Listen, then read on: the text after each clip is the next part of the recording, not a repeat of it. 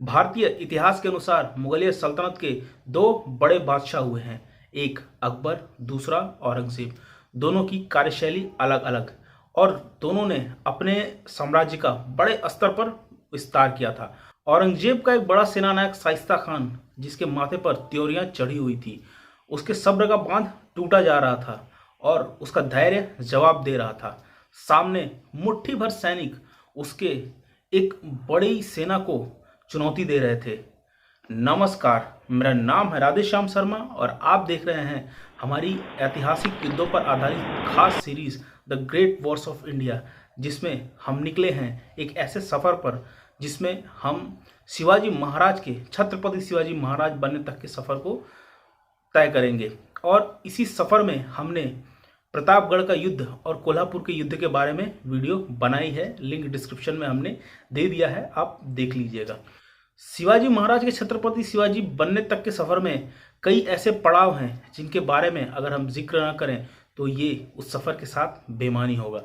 भले ही ये पड़ाव आप अपने अनुसार छोटे बड़े मानकर चल सकते हैं, लेकिन ये वो शौर्य गाथाएं हैं जिन्हें आपको याद रखनी चाहिए। ये शौर्य गाथाएं हैं छत्रपति शिवाजी महाराज के सेना नायकों की, और उन्हीं में से एक हैं फिरंगोजी नरसाला। छत्रपति शिवाजी महाराज के इस सेनानायक के बारे में बताने से पहले मैं आपको कुछ स्थितियों से अवगत करा देता हूं।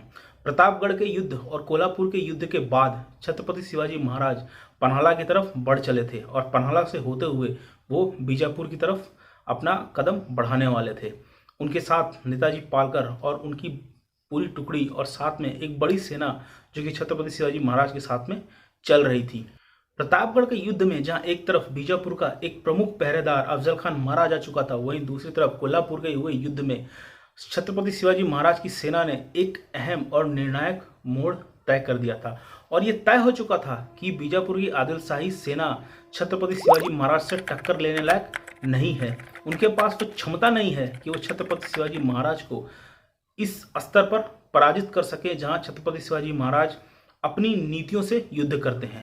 वहीं दूसरी तरफ छत्रपति शिवाजी महाराज का गढ़ पुणे, जो कि अब मराठा सरदारों की सुरक्षा में था, मराठा साम्राज्य का निर्माण हो रहा था। स्वराज्य का सपना जो कि छत्रपति शिवाजी महाराज ने देखा था, उसकी अब नींव बुलंद होनी शुरू हो चुकी थी। लेकिन इस पूरे भारतवर्ष में कोई ऐसा था जिसको छत्रपति शिवाजी महाराज का ये स्वराज्य का सपना खटक रहा था, और वो था औरंगजेब। औरंगजेब ये अच्छी तरह से जानता था कि अगर उसने छत्रपति शिवाजी महाराज को अभी नहीं रोका तो छत्रपति शिवाजी महाराज का ये बढ़ता कद उसके लिए बड़ी मुसीबत कर सकता है। उसका जो सपना था दक्षिण भारत पर अपना अधिकार करने का, छत्रपति शिवाजी महाराज उस कदम में बहुत बड़ा रोड़ा अटका सकते हैं। और तब उसने फैसला किया कि जब छत्रपति शिवाजी महाराज बीजापुर सल्तनत की तरफ बढ़ रहे हैं, बीजापुर से युद्ध कर रहे हैं, तो क्यों ना छत्रपति शिवाजी महाराज को दूसरे मोर्चे पर घेरा जाए।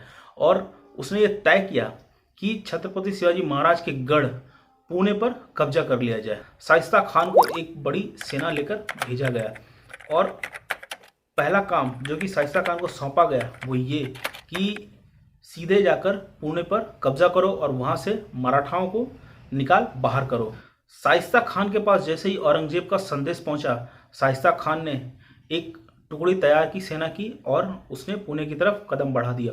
औरंगाबाद से होते हुए वो दक्षिण की तरफ बढ़ा और सबसे पहला संग्रामगढ़ के दुर्ग पर उसको अधिकार करना था। संग्रामगढ़ का किला सामने था, मराठाओं की अधिकार क्षेत्र में वो किला था और इस किले के किलेदार थे फिरंगोजी नरसाला।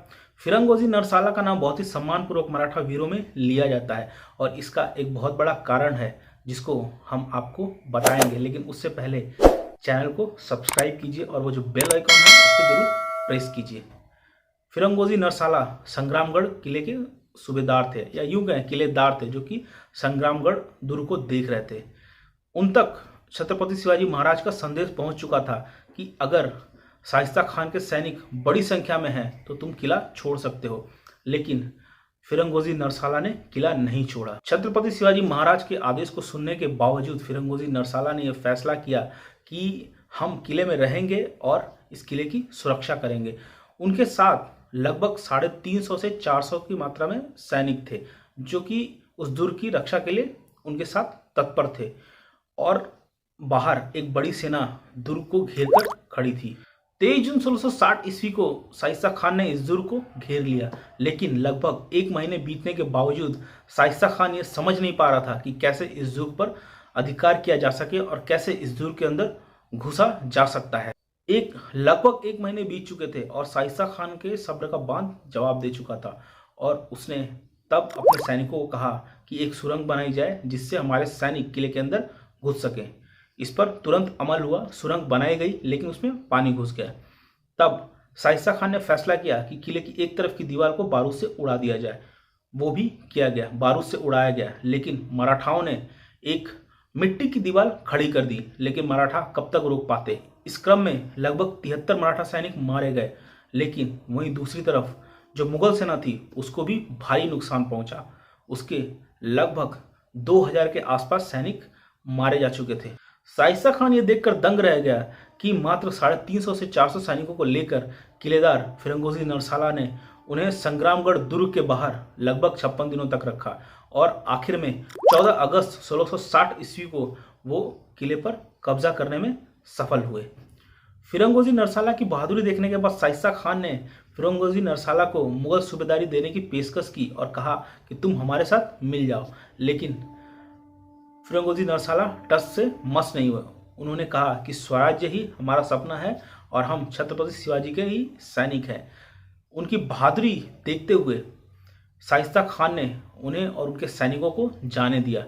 फिरंगोजी नरसाला जब छत्रपति शिवाजी महाराज से जाकर मिले तब उन्होंने माफ़ी मांगी। उन्होंने कहा कि मैंने एक महत्वपूर्ण किला गंवा दिया, लेकिन छत्रपति शिवाजी महाराज ने इस पर खुशी जताते हुए कहा कि सोचो, एक छोटा सा अदना सा किला लेने के लिए शाइस्ता खान जैसे एक मुगल सेना नायक को 56 दिनों का इंतज़ार करना पड़ा। ये हमारे लिए बड़े गौरव की बात है, बड़े शौर्य की बात है कि तुम वहाँ पर टिके रहे। ये एक महत्वपूर्ण कड़ी है स्वराज्य के सपने में। शाइस्ता खान अपने साथ वो किला लेकर तो नहीं जाएगा, हम जरूर वो किला अपने अधिकार क्षेत्र में ले लेंगे। हालांकि संग्रामगढ़ के किले के युद्ध में संग्रामगढ़ का किला शाइस्ता खान के हाथों में चला गया था और इसके बाद उसने पुणे पर भी अधिकार कर लिया और मराठाओं को वहां से खदेड़ दिया गया। लेकिन इसके बाद एक महत्वपूर्ण युद्ध होने वाला था, एक महत्वपूर्ण घटना होने वाली थी इतिहास की, जिसे भारत की पहली सर्जिकल स्ट्राइक के नाम से जाना जाता है, जिसको अंजाम दिया था छत्रपति शिवाजी महाराज ने। लेकिन उसे हम जानेंगे अगली कड़ी में। तब तक के लिए बने रहिए हमारे साथ। कहानी शौर्य की, कहानी साहस की, कहानी शिवाजी महाराज के छत्रपति शिवाजी बनने की। इन वीडियोस को बनाने के लिए हमें महत्वपूर्ण रिसोर्सेज का सहारा लेना पड़ता है और इसी वजह से ये वीडियोस काफ़ी लेट आती हैं। अगर आपको लगता है कि आप हमारा कुछ सहयोग कर सकते हैं तो इन नंबर पर हमें गूगल पे या फ़ोन पे कीजिए। नमस्कार।